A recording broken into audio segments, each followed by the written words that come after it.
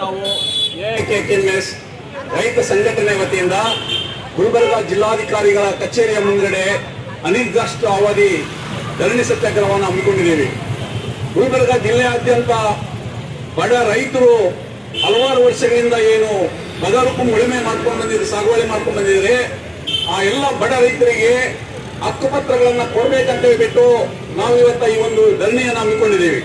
ಕಳೆದ 50 ವರ್ಷ 60 ವರ್ಷ 70 ವರ್ಷದಿಂದ ಬಡ ರೈತರು 2 ಎಕರೆ 3 ಎಕರೆ ಜಮೀನನ್ನ ಉಳುಮೆ ಮಾಡ್ತಾ ಇದ್ದಾರೆ. ಸಾಗುವಳಿ ಮಾಡಿಕೊಂಡು ಕಲ್ಲು ಮಣ್ಣು ಗುಡ್ಡ ಇದ್ದಂತ ಭೂಮಿನ ಅದ ಮಾಡಿಕೊಂಡು ಅದರಲ್ಲಿ ಬೆಳೆಗಳನ್ನ ಬೆಳೀತಾ ಇದ್ದಾರೆ. ಅವರು ಉಪಜೀವನ ಮಾಡ್ತಾ ಇದ್ದಾರೆ. ಅಷ್ಟೇ ಅಲ್ಲ, ನಮ್ಮ ಸಮಾಜಕ್ಕೆ ಕೂಡ ಅವರು ಆಹಾರ ಧಾನ್ಯಗಳನ್ನ ಕೊಡ್ತಾ ಇದ್ದಾರೆ. ಆದ್ರೆ ಇಂಥ ಬಡ ರೈತರಿಗೆ ಇವತ್ತ ನಮ್ಮ ನಾಡ್ತಾ ಇರುವಂತಹ ಎಲ್ಲ ಸರ್ಕಾರಗಳು ಅತ್ಯಂತ ಬೇಜವಾಬ್ದಾರಿಯಿಂದ ಅವರಿಗೆ ಹಕ್ಕುಪತ್ರವನ್ನು ಕೊಟ್ಟಿಲ್ಲ, ಕಡೆಗಣಿಸಿಬಿಟ್ಟಿದ್ದಾರೆ, ಬೀದಿ ಪಾಲು ಮಾಡಿದ